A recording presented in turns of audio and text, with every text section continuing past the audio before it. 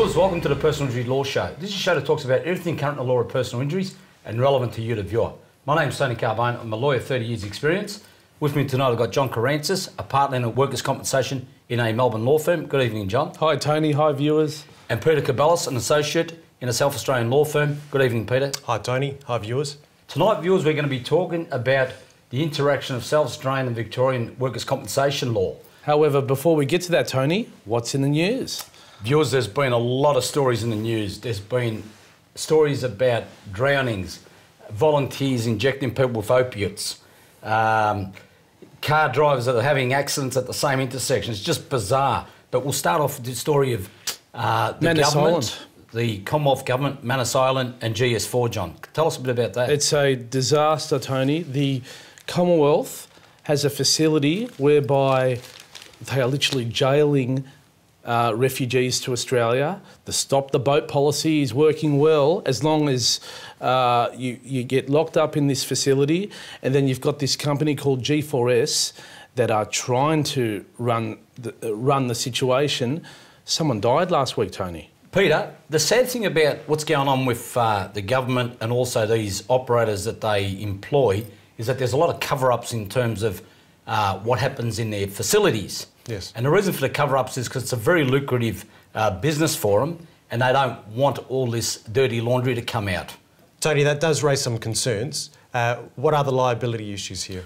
Well, there are liability issues, Peter, because if the government's trying to handball their obligations and they've got a non-delegable duty of care, which is a very high test, isn't it, John? Yes. Then what will happen is when the truth comes out, you'll probably be able to sue the government and the operator for the deaths that have occurred in custody. Tony, the situation is the Immigration Minister, Mr Morrison, has unintentionally or intentionally misled Parliament. He made it clear that this refugee died outside of the facility. It's come out that he actually died inside the facility. There is now going to be an official inquiry. The Commonwealth is liable for all actions within its facility, correct, Tony? I think they're liable even if it's outside the facility, John, because they've still got to make sure that they're keeping people detained. Safe. Yeah, safe. Safe. And also the agency running the facility, G4S, they're also liable, aren't they, Tony? They are. Look, we'll come back to this story, viewers, because there's going to be things that will unfold in due course. Peter, I want to take you to this story. This is an absolutely bizarre situation. A lady's fighting to get her driver's licence back. She's had 2 fatal accidents at the same intersection over a course of years. That's an extraordinary occurrence, isn't it? That's right, Tony. In 2000, the South Australian woman was driving through a particular intersection in which she killed a motorist. 7 years later, at the same intersection, she kills another motorist. And John, she's fighting to get her licence. I mean, this is extraordinary. She has the audacity to ask for her licence back. Should she have done any jail time regarding this? 2 people killed.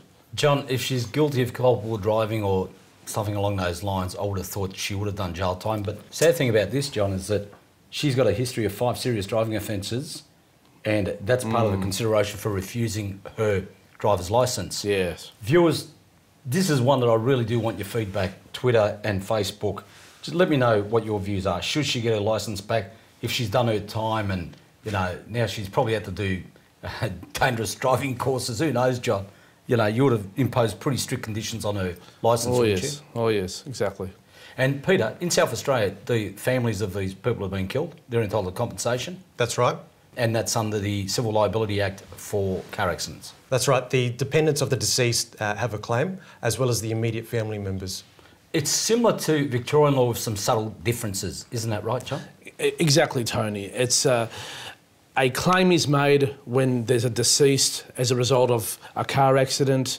The dependents make a claim. It's fault-based, but Tony, you need to show that the driver in this case, or in any case, was at fault, and the rights flow.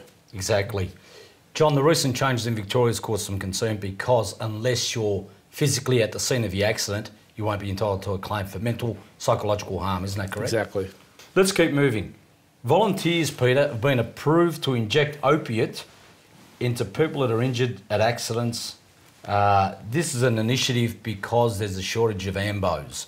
What's your take on this, Peter? Tony, there are some concerns here. We're talking about volunteers who haven't been properly trained, don't have the same qualifications as the ambulance officers. They are administering serious drugs, and particularly in circumstances where they don't have the antidotes on them either. That exposes their liability, particularly if there's an overdose. And John, the liability is a big issue here too. Well, Tony, they're really, as Peter said, they're exposing themselves. We've got people that aren't trained properly, administering serious drugs, but at the same time, the ambulance officers, they're just overworked. Stretched and overworked. It does raise a question about the funding of what exactly. Well, we come back to this time and time again, don't we, Tony? There's not enough funding for ambulance officers, for nurses, for the hospital system. It's just it's a situation which needs to be redressed by the government. Exactly. And John, I'll take it one step further, Peter. There was a time there where I was travelling to Bali and I wanted to get a hepatitis shot. I was too scared to inject myself, didn't get in time to the doctors to do it. And as it turns out, I drank the water, ended up with Hep A. Ooh. So myself, who's educated, was too scared to inject So I could imagine just a volunteer struggling with the concept of injecting, and who knows what we're dealing with here. And this organisation is, again, exposing themselves to liability for the actions of a volunteer. Exactly. In South Australia, Peter, we've got some serious concerns. There's some small communities, lack of ambos again, and paramedics, and they want volunteers to be dealing with things that would be dealt with by the ambulance service. That's right. The same problem again, correct? Exactly, the same problem. Because on the one hand, we have the financial advantage of having volunteers assisting those people in circumstances where we've got a lack of ambulance officers. On the other hand, again, they don't have the qualifications to be able to ensure that these people can be injected and properly treated. That's right. John, you're a litigator. You're in court, you can stand the rigours and pressures of a courtroom. How would you feel if you got someone that's having a heart attack or cardiac arrest or ODing? Do you think you could cope with that situation without the proper training? Tony, I wouldn't have a clue what to do. No, you'd probably go in a state of panic, wouldn't you? Yeah, you'd go into shock. That hardly helps your patient. Viewers, I want some comments on this, so shoot us your Twitter and Facebook comments. It's really interesting. John, this beer hall injury, what happened there? Oh, Tony, it's in Stuttgart, Germany. I like this. This is up my alley. What, the drinking or the incident? Well, that too. The lady is on a bench in a beer hall. She's dancing away. She falls over and does her back. She has a claim, Tony. Well, all right, we're doing South Australian work cover laws after the break. So viewers, stay tuned. We'll get back to this story.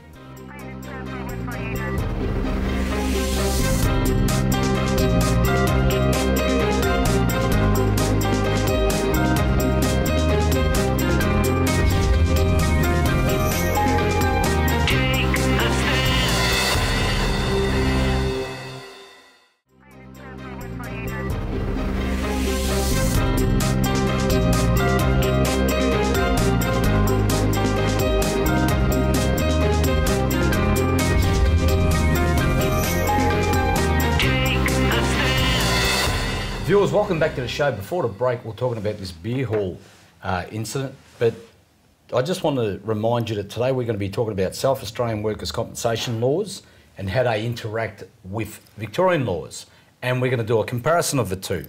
Now, John, getting back to this lady that was dancing on a bench, she was on a school excursion to a beer hall, which is not something that you do every day in Victoria.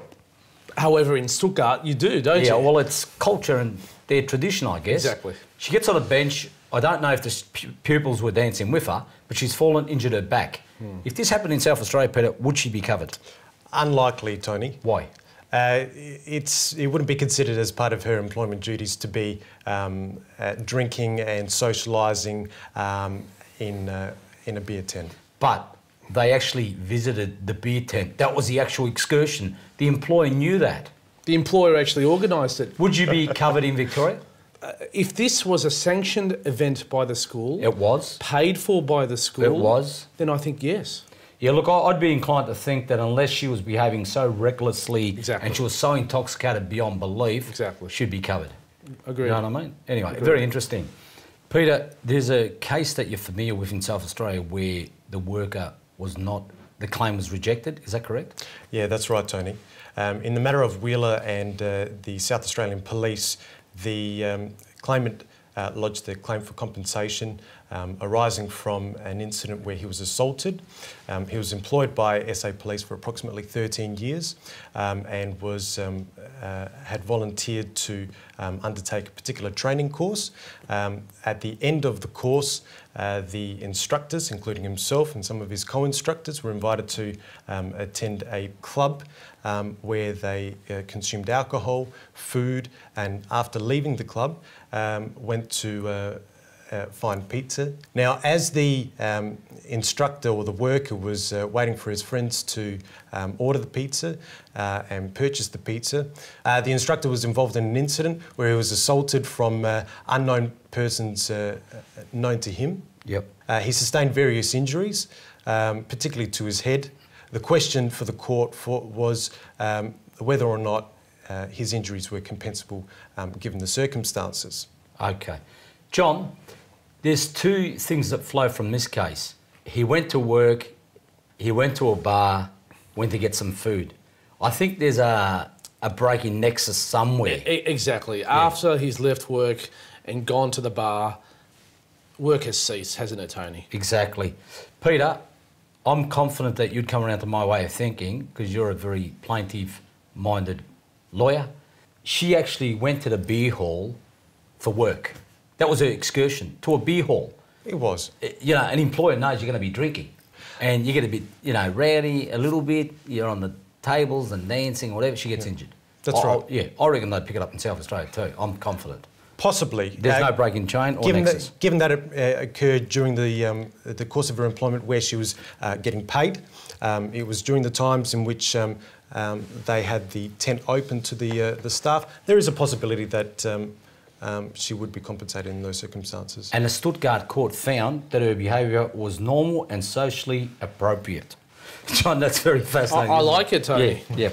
Tell me a bit about what's workers' compensation, John? Just generally. Tony, in jurisdictions in Victoria and South Australia, anyone that is injured in the course of work is entitled to compensation. Okay. And Peter, what does that entail? Weekly payments, what else? Workers may be entitled to medical and like expenses, weekly payments of income maintenance, lump sum compensation for the impairment to their injuries, and not at this point in time because of policies, but redemptions. Okay. John, weekly payments and medical and like expenses are known as no-fault benefits, which means what? Tony, as long as you're injured in the course of work, it doesn't matter whose fault the injury was.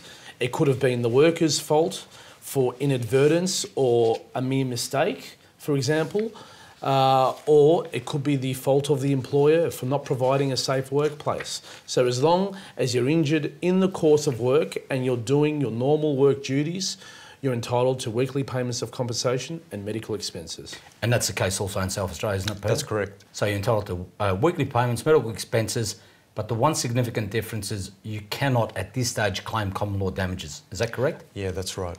But there are exceptions if there's a third party involved. If you're employed by, say, a labour hire company, yes, there is the potential to sue the occupier in which you've sustained your injury. So, Peter, you can sue your occupier and third party, not your employer. That's right. But John, in Victoria?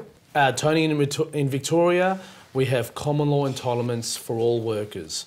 A worker can sue for lump sum damages for pain and suffering and economic loss, as long as your injury arises out of the course of employment, Tony. And satisfies the serious injury test. Of course. Which is impairment and or narrative. The narrative test. Yes. Basically, a worker has to show that you're suffering serious consequences as a result of your work injury. Peter, there's another significant difference between Victoria and South Australia. In South Australia, if someone comes to you with a work-related injury and there's a dispute, your worker gets their legal fees paid. That's right. There is a contribution towards their legal fees. Once the what they call a notice of dispute is lodged with the SA Workers' Compensation Tribunal. So if you go to conciliation, your worker gets their fees paid, correct? Yes, to a maximum. In Victoria, John, what happens? A big fat zero for the worker, Tony. Exactly. Now, Peter, you go to conciliation, the matter doesn't resolve, it goes to a presidential member, which is a tribunal. That's right. The matter gets referred for judicial determination and is heard before one of the presidential members of the tribunal. Peter, if someone's been injured at work and they've got a dispute and you go to conciliation, provided it's not frivolous or vexatious, you get your cost paid of a conciliation. Is that correct? That's right. Up to a maximum amount of approximately $2,800. John, what do you get in Victoria? No, you don't get any costs, Tony. Okay. If the matter doesn't resolve at conciliation and it goes to a presidential member, because you've got a tribunal, we don't. Yes. We had a tribunal many years ago, which was abolished by Jeff Kennett. Jeff Kennett, yes. Yes. If the matter proceeds to a hearing and you win, you get your costs. That's right. But if you lose? If you lose, you still get a majority of your costs. John, if you lose in Victoria, what happens? That's very interesting, Peter, because in Victoria, if you lose your court proceeding in the Magistrates Court, County Court or Supreme Court, you get zero. You don't get anything. John, it provides a safety net to most workers and a little bit of comfort in investigating their potential entitlements. We've got to go to a sponsors break, viewers. Send us your comments. Should you be paid your costs if you do not succeed in your proceeding? We'll be back shortly.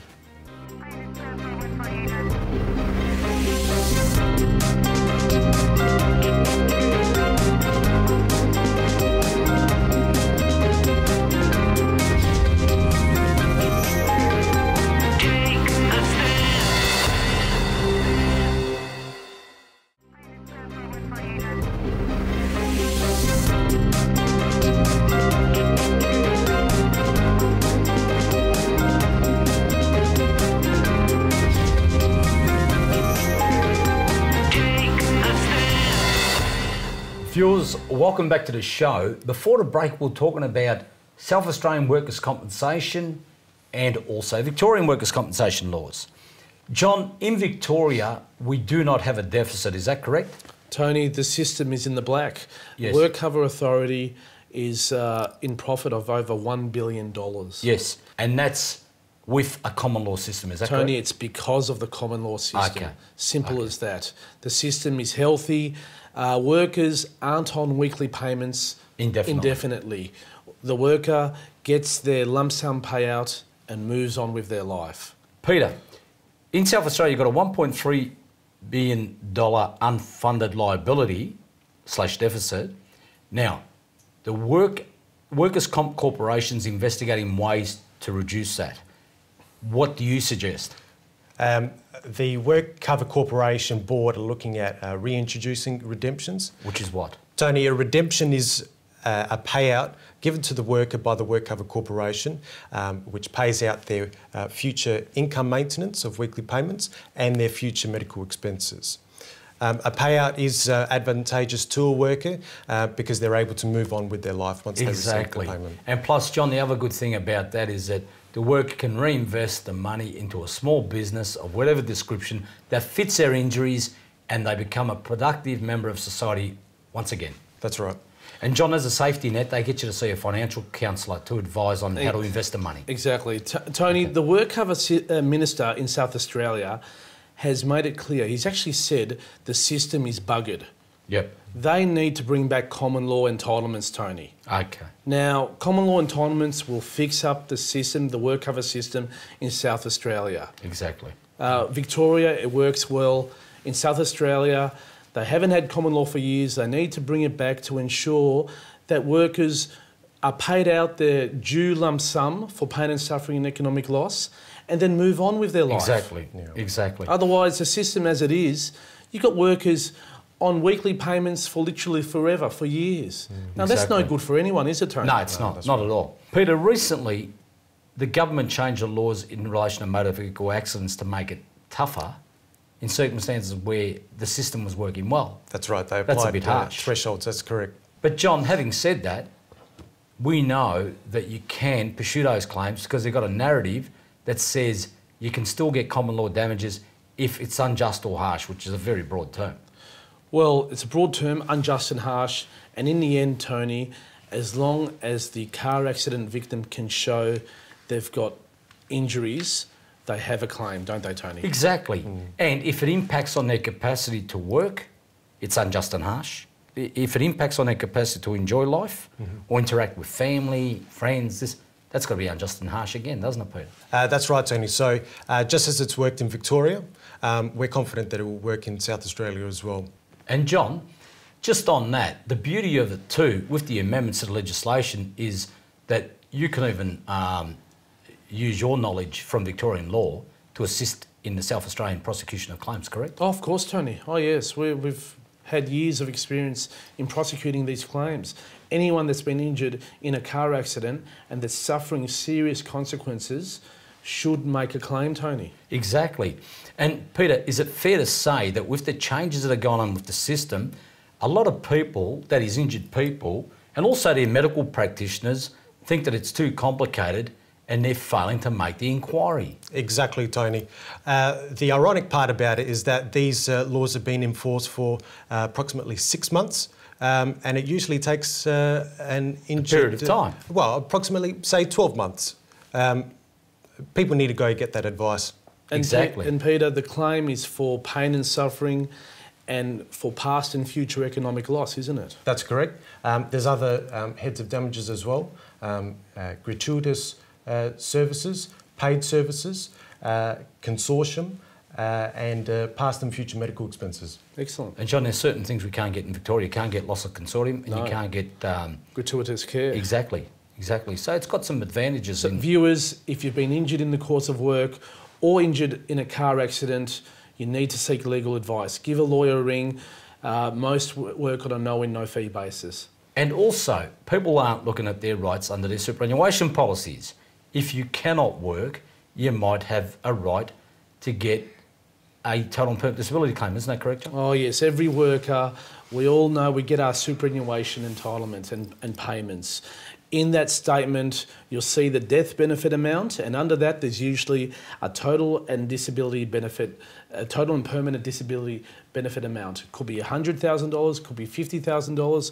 I had one yesterday, Tony. It was $500,000. Geez, that's a lot of money on top of... He'd been working for Qantas for 20 years, $500,000, Tony, and he'll never work again because of the injuries he sustained. John, I've seen some injured people have multiple superannuation funds as well, because they've gone from one job to another. They've had different superannuation funds where their employers contributed to, and therefore they've had multiple payouts. It's because the funds have never been consolidated, Peter, and in some instances where the person's injured, it becomes very, very beneficial.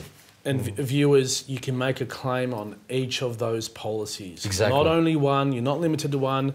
As long as those policies existed as at the date of injury, a claim can be made on each superannuation policy. And Peter, I had one client that had 4 policies. So it's a lot of money. Yeah. How much money are we talking about, Tony? Oh, each one was over 100,000, so it was significant. This is going back a few years. Viewers, we're getting to the end of the show. John, thanks for coming on board. Peter, we'll have to have you again in the future. Thanks for having me, Tony.